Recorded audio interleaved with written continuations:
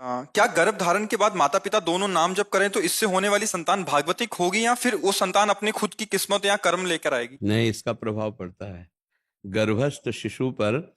माता पिता की चेष्टाओं का बहुत बड़ा प्रभाव पड़ता है। देखो, इसका प्रमाण है। एक समय जब हिरण्यकश्यप तपस्या में लगा हुआ था, तो देवराज इंद्र ने हिरण्यकश्यप के महल पर आक्रमण किया। उनके जो और पुत्र शयाने थे वो तो भाग गए, क्योंकि पिता महान बलशाली हिरण्यकश्यप तपस्या में लगा था। अब उन्होंने खोज की तो कयाधु जी मिली, उनकी पत्नी, जो गर्भवती थी। तो देवराज इंद्र ने विचार किया, है तो हिरण्यकश्यप का वीर ही, तो ये भी राक्षसी स्वभाव का ही होगा, इसको चलो ले चलो स्वर्गलोक, और जब गर्भ स्रवित होगा तब उस गर्भ को मार देंगे और कयाधु को छोड़ देंगे। तो लिए जा रहे थे, तो देवर्षि नारद जी रास्ते में मिले। उन्होंने कहा, तुम्हारे द्वारा ऐसा पाप कर्म नहीं होना चाहिए। उस बालक जो गर्भ में है उसने तुम्हारा कोई अपराध नहीं किया, उसका किसी से द्वेष नहीं है। बहुत समझाया और कहा, देखो तुम्हारी क्षमता नहीं है कि इस बालक को तुम मार सको, इसलिए इसे छोड़ दो। तो देवर्षि की आज्ञा मानकर छोड़ दिया। देवऋषि कयाधु जी को अपने आश्रम में ले गए। अब रोज उनको भगवान नाम कीर्तन, भगवत चर्चा, भगवत भक्ति। तो प्रहलाद जी प्रकट हुए। उनके मित्रों ने पूछा कि हम तुम्हारे गुरु को जानते हैं, संडामर्क को, ये तुम्हें किसने शिक्षा दी जो इस उच्च कोटि की भगवत भक्ति? तब उन्होंने बताया कि गर्भ में मैं जब मां के था तो देवर्षि नारद जी ने मुझे शिक्षा दी, उन्हीं के प्रभाव से मेरे हृदय में ऐसी हरि की भक्ति जागृत हुई। दूसरा उदाहरण, गर्भस्थ शिशु अभिमन्यु अपने मां के गर्भ में ही, जब वो अर्जुन जी चक्रव्यूह रचना को तोड़ने की क्रिया बता रहे थे, तो वही सीखा। और मां शयन कर निद्रा में हो गई सप्तम द्वार भेदने का, तो वो नहीं सीख पाए।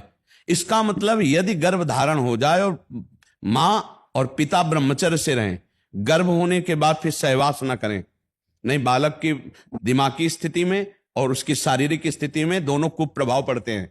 जो गर्भस्थ शिशु के होने पर भी वो सहवास करता है, वो निकृष्ट माता पिता है, वो संस्कारहीन बच्चा पैदा होगा। इसलिए ये जरूर ध्यान रखें, जिस दिन से ये पता चल गया कि पत्नी गर्भवती, उसी समय से मां को और पिता को दोनों को ब्रह्मचर्य रहना, पति पत्नी को ब्रह्मचर्य रहना चाहिए, और उसका आहार विहार पवित्र हो, और रोज भगवत चर्चा सुनाई जाए, नाम कीर्तन किया जाए माता पिता के द्वारा, तो वो बालक जरूर संस्कारी और भागवतिक होगा, पक्का भागवतिक होगा। ये धर्मशास्त्र के अनुसार और अपने विश्वास के अनुसार हम आपको कह रहे हैं। और यदि गंदे वातावरण, गंदा खान पान, गंदी चेष्टाएं, तो फिर आप देख ही रहे हो कि इतना बड़ा बालक है और वो पूरा का पूरा संसार का हर क्षेत्र में वो ज्ञान है, उसको बुद्धि है, उसके व्यभिचार कैसे किया जाता है, बुद्धि है उसके, मोबाइल से खोल के व्यभिचार कैसे देखा जाता है, और वो बहुत तरह से अपने आप को नष्ट कर रहे हैं बच्चे। इसका प्रभाव संस्कार माता पिता के। तो इसलिए धन्यवाद है उन माता पिता को जो अपने गर्भस्थ शिशु से शिक्षा प्रारंभ करते हैं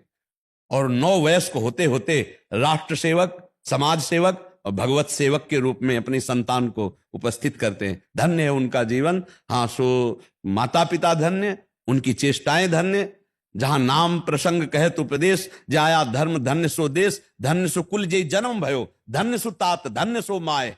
अरे हरि नाम जापक पुत्र पैदा हो जाए, राधा राधा नाम जपने वाला, इससे बड़ा और क्या महान कार्य होगा? क्या गृहस्थी में भक्ति नहीं होती? बहुत जोर की होती। देखो, अपने जितने संत लोग हैं सब गृहस्थों में ही पैदा हुए, वो भी तो माता पिता हैं जिन्होंने ऐसे लाल पैदा किए कि रात दिन भगवान के भजन में रहकर सब जगत का मंगल कर रहे हैं। तो हमें चाहिए कि हम अपनी संतान को राष्ट्रभक्त, समाज सेवक और अपनी सेवा करने वाला, अगर आप उनको केवल रजोगुणी शिक्षा ही दोगे, गंदी बातें ही उनके दिमाग में रहेंगी, तो बुढ़ापा आने पर तुम्हें पीट के घर से निकाल देंगे, तुम्हारी भी सेवा नहीं करेंगे, क्योंकि उनको शिक्षा ही नहीं मिली है। इसमें दोष जो है, माता पिता का गर्भ से लेके 9 वयस्क होने तक माता पिता ही गुरु होते हैं बच्चे के।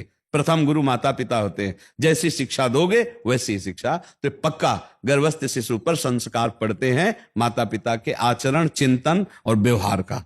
समझ पा रहे हैं? अकेली माता नाम जप करे, माता पिता दोनों ही? जी, दोनों, दोनों का प्रभाव, क्योंकि दोनों के संयोग से उस गर्भस्थ शिशु के देह की रचना हुई है ना, दोनों को संयम से